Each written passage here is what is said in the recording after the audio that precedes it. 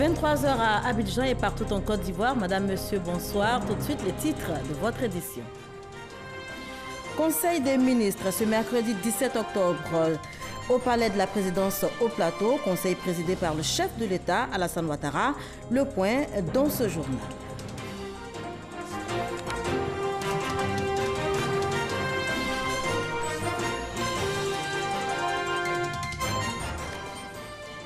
À Bangui, en Centrafrique, pour soutenir les éléphants de Côte d'Ivoire dans le cadre des éliminatoires de la CAN 2019, le ministre des Sports, Don Paulin Claude, a été reçu par le président centrafricain Faustin Archange Touadéra. On en parle également dans cette édition. Et puis au moins 18 personnes tuées et 50 autres blessées lors d'une attaque dans un collège technique en Crimée. L'auteur, un élève, a mis fin à ses jours après son acte criminel. Bienvenue dans votre édition. Je vous le disais tantôt, il s'est tenu ce mercredi 17 octobre un conseil des ministres au palais de la présidence, conseil présidé par le chef de l'État, Alassane Ouattara. Au menu de cette séance de travail des membres du gouvernement, le projet de loi portant organisation et fonctionnement de la Cour suprême, la Caisse nationale d'assurance maladie, également les élections locales qui se sont tenues dans notre pays le 13 octobre dernier. On fait le point avec Awa Touré. Le Conseil des ministres, ce mercredi 17 octobre, présidé par le chef de l'État, le président Alassane Ouattara, se tient après la trêve de 3 semaines observée pendant la période électorale. C'est donc à juste titre que le gouvernement, au cours de cette réunion, a fait le point sur le déroulement des opérations de vote et les résultats proclamés par la commission électorale indépendante. Les élections couplées du samedi 13 octobre 2018 ont retenu les dossiers de 88 listes de candidatures au régional et 684 listes de candidatures au municipal issues des formations politiques du RHDP, du PDCI-RDA, du FPI et de candidats indépendants pour 31 conseils régionaux et de 201 conseils municipaux à pourvoir.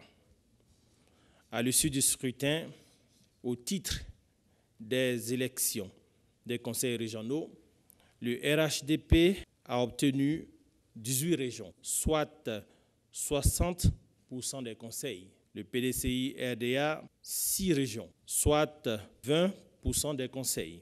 Le PDCI-RHDP, 2 régions, c'est-à-dire 6,67% des conseils. Le FPI a obtenu 1 région, soit 3,33% des conseils. Les listes indépendantes pour 3 régions, c'est-à-dire 10% des conseils. Au titre des conseils municipaux, le RHDP a obtenu 92 communes, ce qui équivaut à 46% des conseils. Le PDCI-RDA a obtenu 50 communes, ce qui équivaut à 25% des conseils.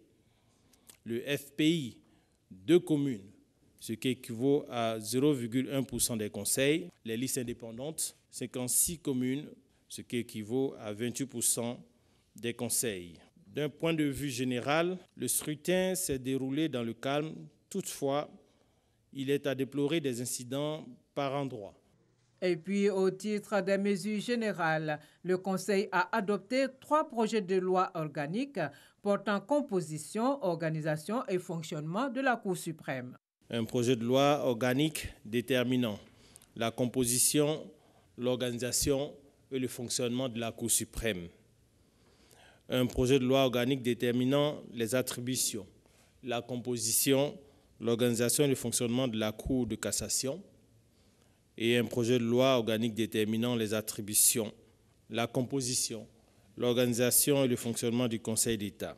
La Constitution du 8 novembre 2016, reprenant en la matière l'ancienne Constitution, a institué en Côte d'Ivoire une dualité de juridiction en faisant une nette séparation entre les juridictions d'ordre judiciaire et les juridictions d'ordre administratif.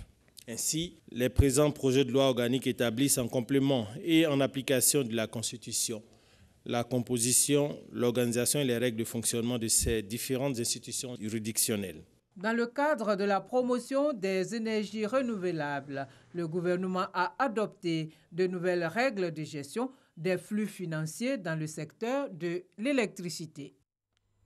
Le RHDP se félicite du score obtenu au terme donc des élections couplées du samedi 13 octobre dernier. C'était au cours d'une conférence de presse dans ses locaux, conférence au cours de laquelle le Parti unifié a donné sa position sur certains points d'ombre liés justement à ces élections locales. Sidonie Davila. Les élections locales ont donné leur verdict. Le RHDP, Parti unifié, sort vainqueur. Il apparaît donc clairement que le rassemblement des oufouettistes pour la démocratie et la paix est la première force politique de notre pays. Aussi, notez que ces élections interviennent à mi-mandat du président de la République et constituent un véritable baromètre très important pour tester de la légitimité des acteurs et du personnel politique en Côte d'Ivoire. Malgré les appels à l'apaisement, des actes de violence dans certaines localités avec de nombreux dégâts matériels et des pertes en vie humaine ont émaillé le scrutin. Le RHDP, Parti unifié, déplore et dénonce toutes les dérives constatées sur le terrain. Le RHDP condamne avec la dernière énergie ces actes de violence ayant entaché ce dernier scrutin dans certaines localités et souhaite que le gouvernement fasse en sorte que les auteurs soient recherchés et qu'ils répondent de leurs actes d'incivilité devant la justice. Mamadou Touré et Adam Claude, les porte-paroles du RHDP Parti unifié, se prononcent sur les accusations portées ces derniers jours contre le parti. Le RHDP ni le gouvernement n'a actionné la justice contre le PDCI. Ce sont des accusations totalement fallacieuses. Je le dis, et que nous dénonçons avec force cette manière donc de faire de la politique et cette manière donc de ramener le débat très bas. Le RHDP continue de croire que malgré toutes ces invectives, notre force reste dans l'union. Désormais leader des partis politiques ivoiriens, le RHDP prône le rassemblement autour des valeurs essentielles que sont la fraternité et la paix pour actionner le développement.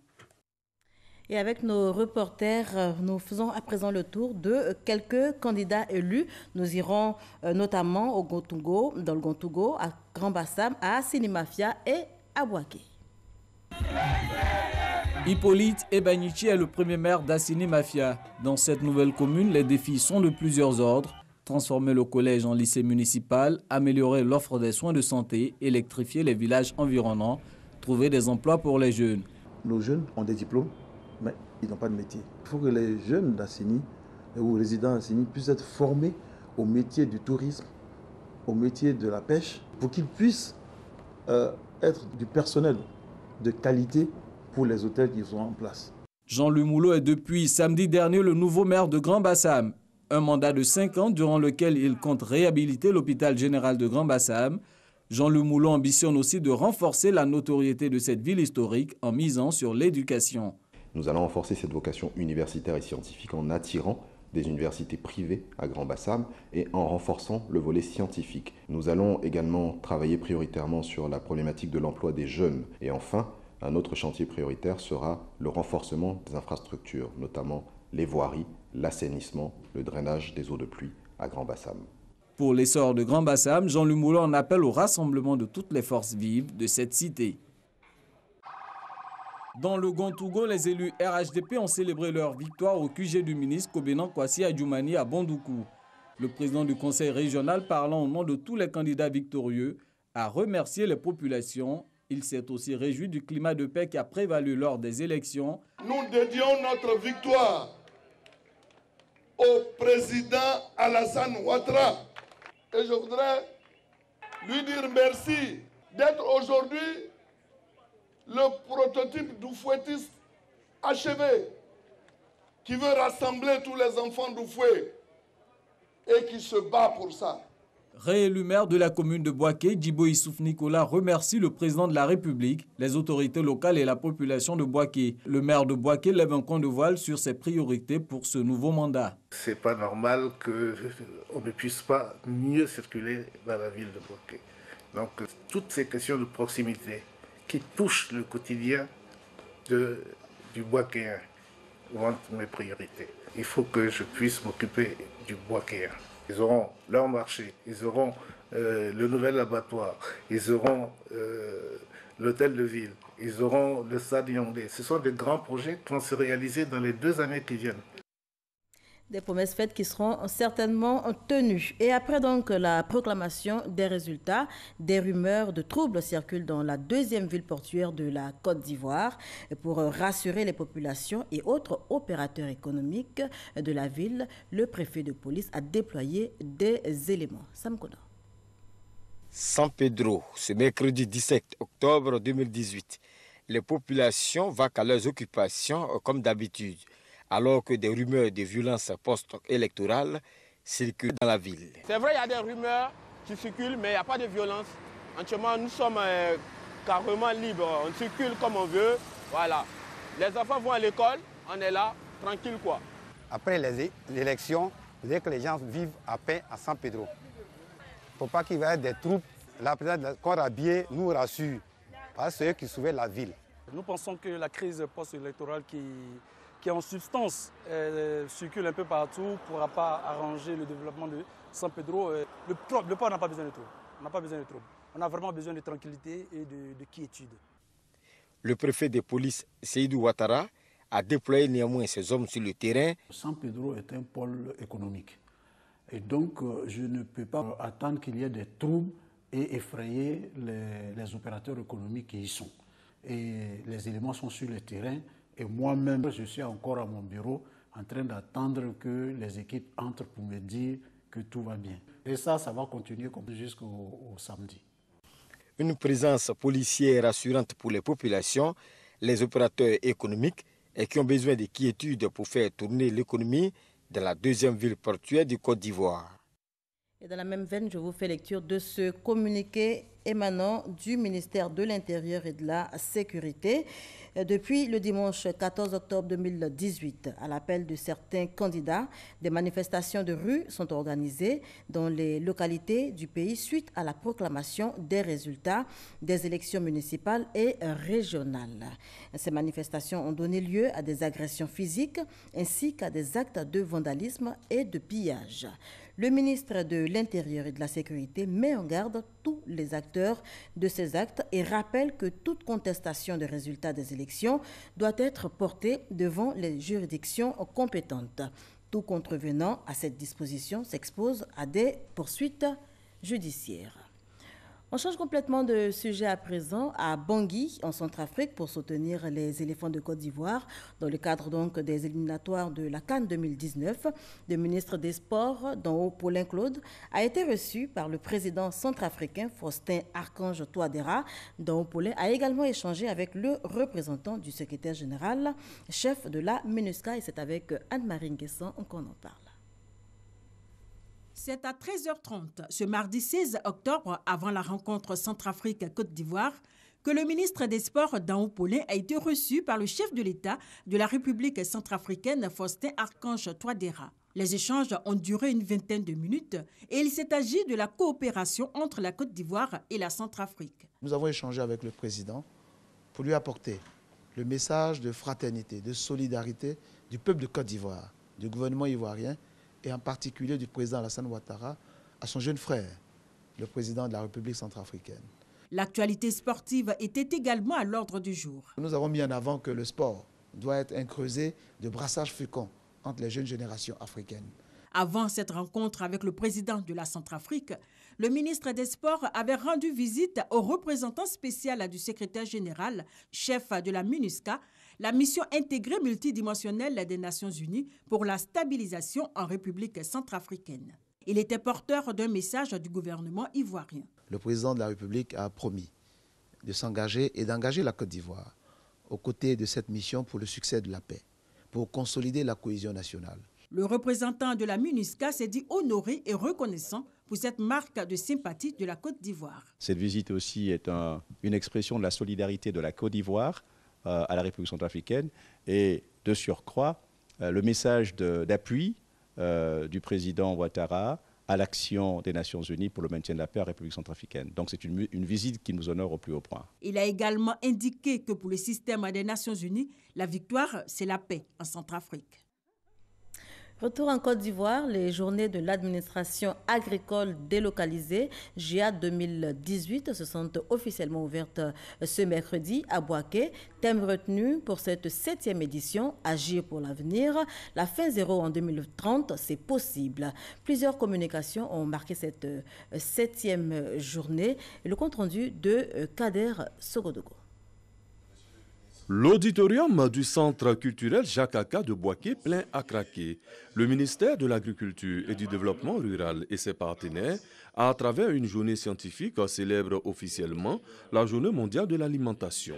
Une activité qui marque également l'ouverture de la 7e édition des Journées de l'administration agricole délocalisée JAAD 2018.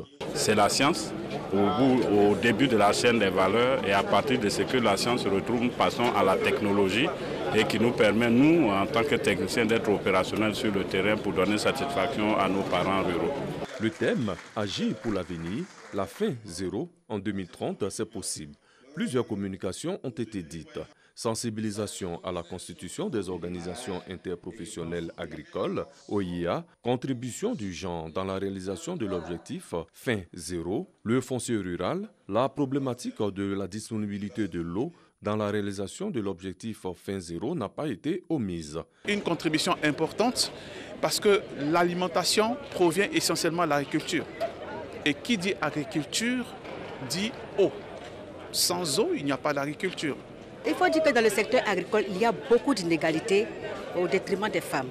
Les femmes jouent un rôle très important, elles sont très actives, elles sont à la base même de la sécurité alimentaire de la Côte d'Ivoire, mais leurs activités ne sont pas reconnues et les femmes n'arrivent pas à vivre des revenus de leurs efforts. La deuxième journée des JAAD 2018 sera consacrée à Bouaké par l'inauguration du centre de classement de coton de Côte d'Ivoire et à Katiola par l'inauguration des locaux de la direction régionale de l'agriculture du Hambol. Des activités qui se feront en présence du ministre de l'Agriculture et du Développement rural, Mamadou Sangafoua Koulibaly.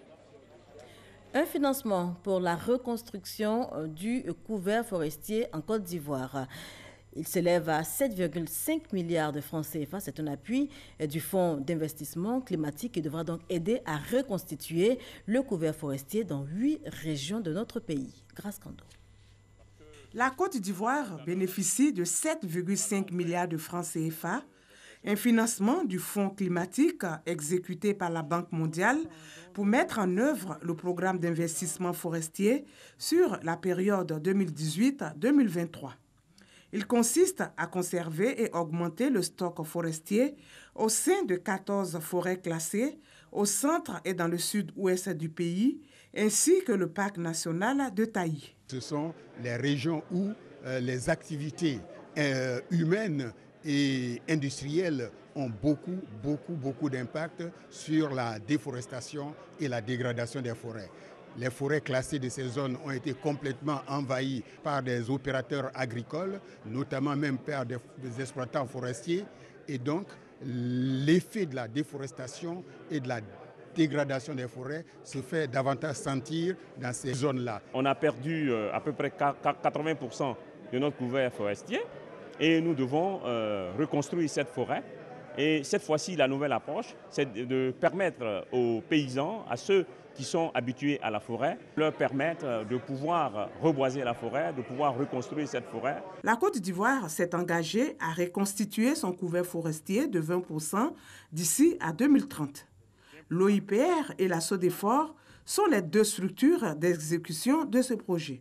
Depuis longtemps, la SODEFOR a rédigé beaucoup de plans d'aménagement. Malheureusement, nous n'avions pas les ressources pour pouvoir les mettre en œuvre. Je crois que c'est en cela que ce projet est une excellente opportunité pour nous, pour pouvoir expérimenter tout ce que nous avons rédigé de façon théorique et ensuite expérimenter également l'association des populations à la protection de la forêt, mais également aux activités de reboisement. Le Fonds d'investissement climatique s'inscrit dans le cadre de la stratégie nationale RED+, qui vise la réduction des émissions de gaz à effet de serre dues à la déforestation et à la dégradation des forêts. Direction Bondoukou pour nous rendre compte de la désolation qui règne en ce moment sur le site historique appelé Maison de Samori. Cette curiosité touristique et culturelle n'est plus que l'ombre d'elle-même. Elle tombe en ruine, c'est ce que nous rapporte Serge Koléa qui justement y a effectué une visite. Cet édifice est vieux de 3 siècles selon Aboubakar Touré, arrière-petit-fils du bâtisseur. D'après les vieux, ils ont dit que la maison a été construite vers 1800. C'était une maison endormie. Le vieux recevait les étrangers dedans. Située dans le quartier de Magalasso, on l'appelle ici Maison de Samori Touré, pour évoquer le passage du résistant ouest-africain à Bondoukou. En réalité, ce n'est pas la maison de Samori. La maison appartient à Boukari Touré, un des chefs du quartier. Aux allures de mosquée de type soudanais, comme on en voit encore à Tombouctou au Mali, l'ouvrage ancien est d'une curiosité architecturale. Quand on a trouvé une maison là très jolie, les gens venaient visiter. Bon, maintenant, ça tend de tomber, bon, ça nous fait mal. Pendant des décennies, le bâtiment a attiré de nombreux touristes et fait la fierté de Bondoukou. Comme la maison est dégradée comme ça, d'autres viennent, ils restent au dehors là, ils tirent des photos. Avant, ils viennent demander permission, ils rentrent dedans, ils visitent, tu vois. Oh, maintenant, personne ne vient comme ça. Aujourd'hui, le bâtiment tombe en ruine. Chez nous, on ne s'occupe pas des monuments. Normalement, nos autorités devaient le réhabiliter pour en faire vraiment un patrimoine national. Dans certaines pièces, on trouve même des préservatifs qui en disent long. En 1990, le ministère de la Culture avait envoyé des gens pour restaurer. Bon, à part ça, après 5 ans maintenant, ça commence à être dégradé. Avec l'aide de bonne volonté, Aboubakar Touré a initié une collecte de fonds. Une contribution de 1000 francs CFA pour sauver la maison. L'homme a également le regard tourné vers les autorités compétentes. Pan essentiel du patrimoine culturel et touristique de Bondoukou, ce monument représente à lui seul 3 siècles d'existence qui risquent de disparaître si rien n'est fait pour restaurer l'image d'un des rares sites historiques de Bondoukou encore en vie. On parle santé à présent et ce sera en images. Les agents de la RTI ont pris part à une campagne de sensibilisation et de dépistage du cancer du sein.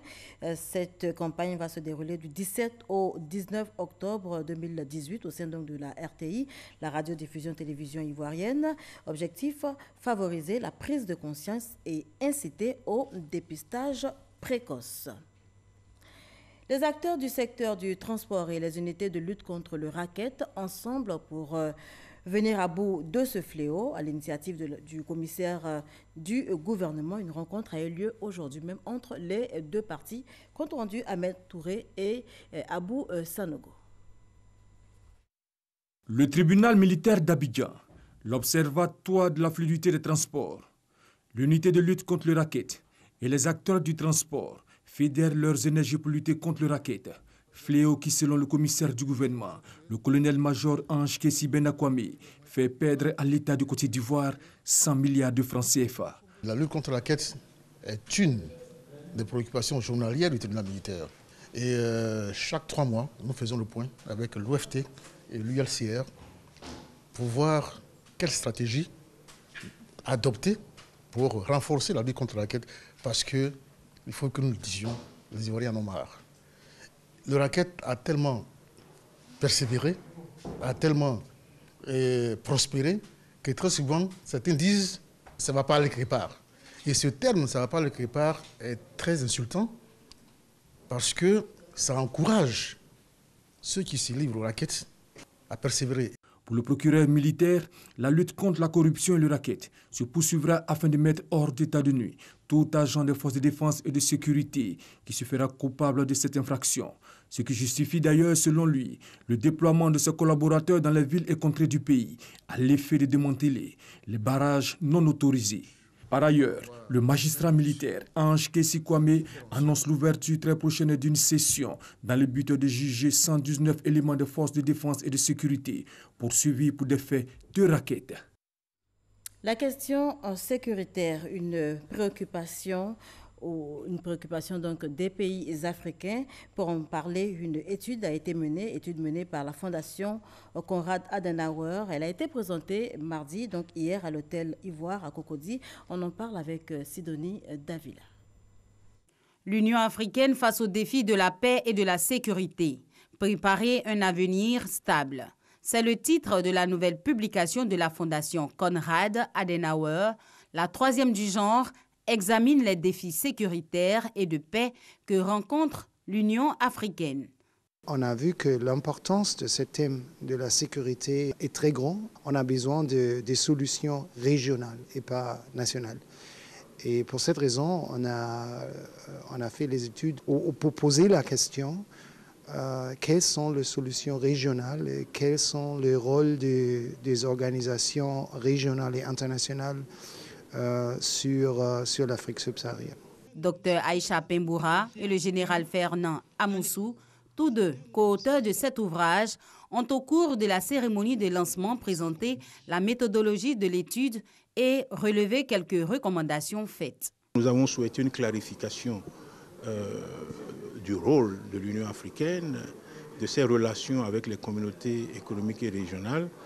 Nous avons souhaité aussi que les communautés économiques et régionales continuent de mettre plus l'accent sur les questions économiques parce que nous avons estimé que les difficultés économiques, le sous-développement constituent aussi des facteurs d'insécurité. Plusieurs personnalités étaient présentes lors de cette cérémonie de lancement. Elles ont également apporté leur contribution à l'étude de la Fondation Konrad Adenauer. Créée en 1955, cette fondation, présente dans 120 pays à travers le monde, est engagée dans l'éducation, dans la coopération internationale pour la paix, la liberté et la justice. Une étude menée donc par la Fondation Konrad Adenauer en vue donc de cerner les problèmes de sécurité en Afrique et y trouver des solutions idoines. Une autre mission, c'est la mission d'affaires française qui est à Abidjan pour tisser des partenariats dans le domaine du sport. Elle a rencontré pour ce faire des membres du ministère du Sport. Les temps forts de cette rencontre avec Marilyn Dasso et Samuel Metja. 9 entreprises françaises réunies au sein de Business France sont actuellement à Abidjan. Objectif, proposer leur expertise dans différents domaines, allant de la construction des infrastructures sportives à la vente d'équipements sportifs, avec en ligne de mire la CAN 2021 organisée par la Côte d'Ivoire. Après les exposés des structures ivoiriennes, les représentants français ont donné plus de détails sur leurs réalisations déjà exécutées et celles en cours, en ce qui concerne les grands événements sportifs mondiaux. Cette rencontre aujourd'hui s'inscrit dans la continuité. Il y a eu de nombreux échanges entre la France et la Côte d'Ivoire précédemment. Notamment, le ministère des Sports a été représenté à très haut niveau aux rencontres internationales des grands événements sportifs à Paris depuis 2 ans. Cette année encore, le 3 décembre, nous espérons la présence du ministre d'en haut. C'est une continuité des échanges. Il y a eu de fortes collaborations l'an passé dans le cadre des Jeux de la francophonie. Et si on se projette sur l'avenir, eh bien évidemment, on regarde 2021 et on regarde la CAN. Donc aujourd'hui, c'est une rencontre où on espère que les 9 entreprises qui sont présentes ici vont pouvoir initier des partenariats, non seulement avec les autorités publiques ivoiriennes, mais aussi avec des entreprises pour développer la pratique du sport en Côte d'Ivoire. C'est par une visite guidée du stade Félix Houphouët-Boigny que cette rencontre s'est achevée. Business France est l'agence nationale au service de l'internationalisation de l'économie française. L'agence dispose de 1500 collaborateurs en France et dans 64 pays. Après un petit tour de l'actualité internationale, on s'intéresse ce soir, entre autres, à la CAN 2019. Les 4 premiers qualifiés sont connus et c'est avec Laurent Sacho et Abou Sanogo qu'on en parle.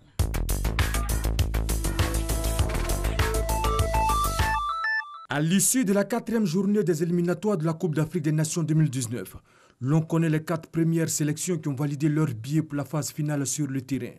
Il s'agit de Madagascar, de la Tunisie, de l'Égypte et du Sénégal. Ces 4 pays rejoignent le Cameroun, pays hôte. À part les Malgaches qui vont découvrir la phase finale, il s'agit tous d'habitués. Rendez-vous les 16, 17 et 18 novembre pour la 5e journée, avec de nouveaux qualifiés en perspective. La Coupe d'Afrique des Nations 2019 est prévue au Cameroun du 15 juin au 13 juillet 2019. Le Premier ministre éthiopien Abiy Ahmed a procédé au remaniement de son gouvernement hier mardi. Un gouvernement qui est validé à l'unanimité par le Parlement. Celui-ci comporte 20 noms au lieu de 28 précédemment. Parmi les portefeuilles désormais tenus par des ministres féminines, ceux de la défense et de la paix. Jamais une femme n'avait été en charge des armées en Éthiopie. 10 femmes et 10 hommes. Pour la première fois, la parité a été strictement respectée. Une attaque dans un collège technique de Crimée, situé au sud de l'Ukraine, ce mercredi a fait au moins 17 morts et plus de 40 blessés. Le bilan pourrait encore s'alourdir avec de nombreux blessés. Les images de la vidéosurveillance ont montré un jeune homme armé d'un fusil arrivant dans l'établissement. Le présumé auteur serait un élève de l'établissement en classe de 4e année. Ce dernier s'est ensuite suicidé après son acte. 3 jours de deuil ont été décrétés dans la péninsule de Crimée.